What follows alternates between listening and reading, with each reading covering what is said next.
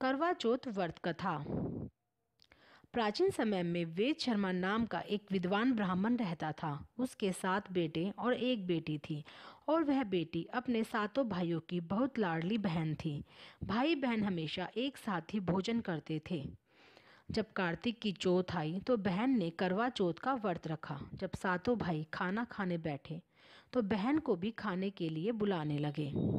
इस पर उनकी माँ ने कहा कि इसका तो आज करवा चौथ का व्रत है और जब रात में चांद निकलेगा तब यह अर्घ देकर खाना खाएगी। इस पर भाइयों दूर जंगल में आग जला दी और छलनी में से बहन को चांद दिखा दिया। बहन अर्घ देने लगी तो उसने अपनी भाभियों को भी बुलाया कि तुम भी अर्घ दे लो। लेकिन भाभियाँ कहने लगी कि ये चांद तो तेरे लिए निकला है, हमारे लिए नहीं, इसलिए तुम ही अर्घ दो।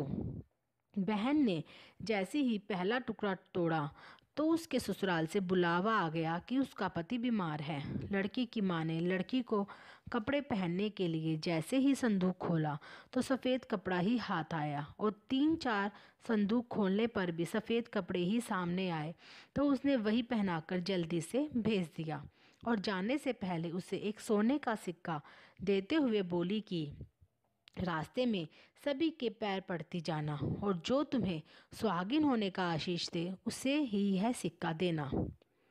रास्ते में किसी ने भी उसे सुहागिन होने का आशीर्वाद नहीं दिया।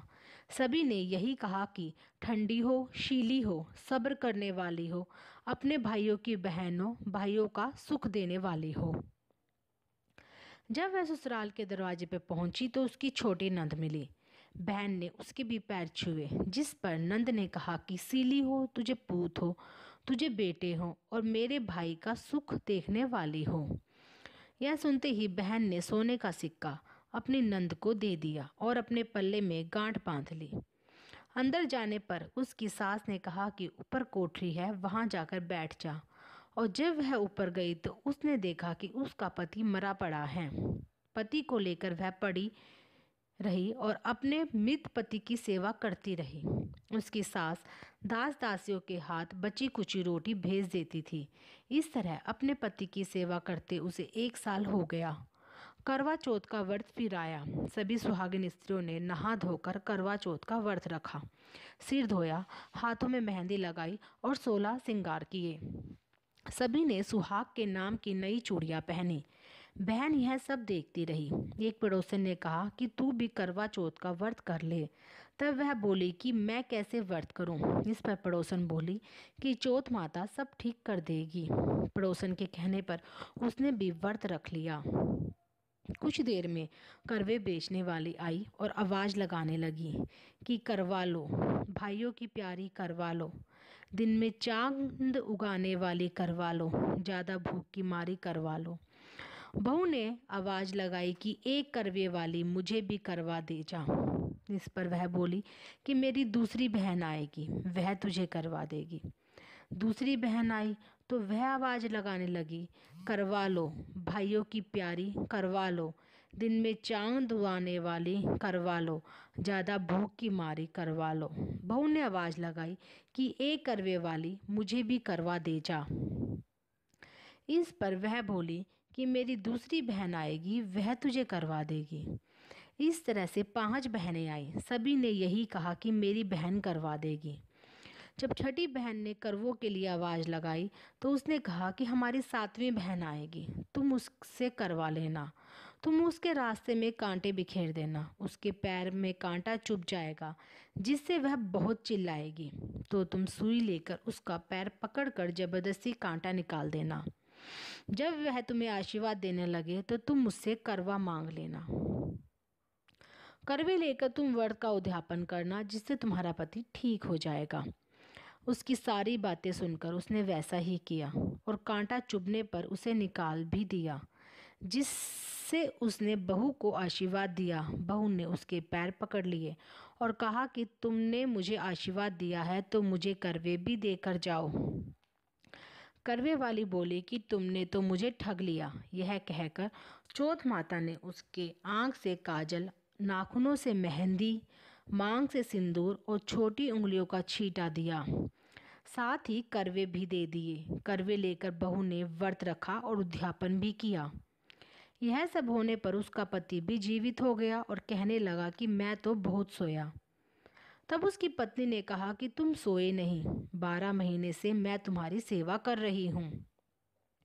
ये तो कार्तिक की चौथ माता ने सुहाग दिया है। करवा चौथ का उद्यापन कर और चंद्रमा को अर्घ दे। दोनों ने खाना खाकर चौपड़ खेलने लगे।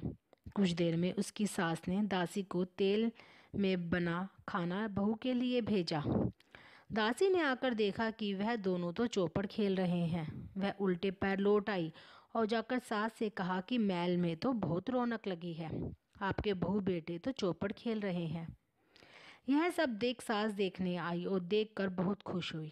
बहू ने सास के पैर छुए तो सास ने कहा कि बहू सच बता कि तूने ये चमत्कार कैसे किया। बहू ने कहा, करवा चौथ की सारी बात बता दी। यह सुनकर राजा ने सारे नगर में ढिंडोरा पिटवा दिया कि सभी बहनें करवा चौथ का व्रत जरूर रखें। पहले करवा चौथ अपनी पीहर में करें, वहीं उसका उद्यापन भी करें। हे चौथ माता, जैसे आपने इसकी सुनी वैसे ही सभी की सुनना। इस कहानी के बाद विनायक जी की कहानी भी कही जाती है। विनायक जी की कथा। प्राचीन समय में एक बुढ़िया रहती थी। वह हर रोज मिट्टी के गणेश जी बनाकर उनकी पूजा करती थी। उस बेचारी बुढ़िया के गणेश जी रोज गल जाते तो वह रोज बनाती। उस बुढ़िया के घर के सामने किसी सेठ का मकान बन रहा था। एक दिन वह बुढ़िया वहां गई और बोली, राजगीर भाई, मेरे मिट्टी के गणेश जी रोज गल जाते हैं, इसलिए आप मेरे लिए एक पत्थर के गणेश जी बना दो। गणेश जी आप पर बहुत कृपा करेंगे। इस पर राजगीर ने कहा, बुढ़िया माई, जितनी देर पर तुम्हारे पत्थर के गणेश जी बनाने में लगाएंगे तब तक सेठ की एक दीवार बन जाएगी। यह सुनकर बुढ़िया को बहुत दुख हुआ और वह अपने घर वापस आ गई।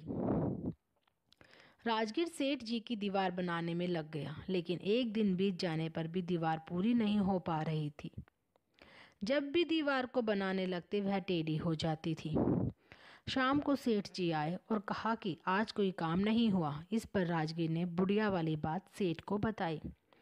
सेठ जी बुढ़िया के पास गए और बोले कि माई, हम तुम्हें सोने के गणेश जी बना कर देंगे, तुम हमारी दीवार सीधी कर दो। यह सुनते ही गणेश जी ने दीवार सीधी कर दी। सेठ ने बुढ़िया माई को सोने के गणेश जी बना कर दिए, जिन्हें पाकर बुढ़िया बहुत खुश हुई। हे विनायक जी महाराज, जैसे आपने बुढ़िया पर कृपा की वैसे ही हम सभी पर अपनी दया दृष्टि बनाए रखना। करवा चौथ व्रत महत्व। महाभारत से संबंधित पौराणिक कथा के अनुसार पांडव पुत्र अर्जुन तपस्या करने नीलगिरी पर्वत पर चले जाते हैं। दूसरी ओर बाकी पांडवों पर कई प्रकार के संकट आने पड़ते हैं। द्रौपदी भगवान श्री कृष्ण से उपाय पूछती है।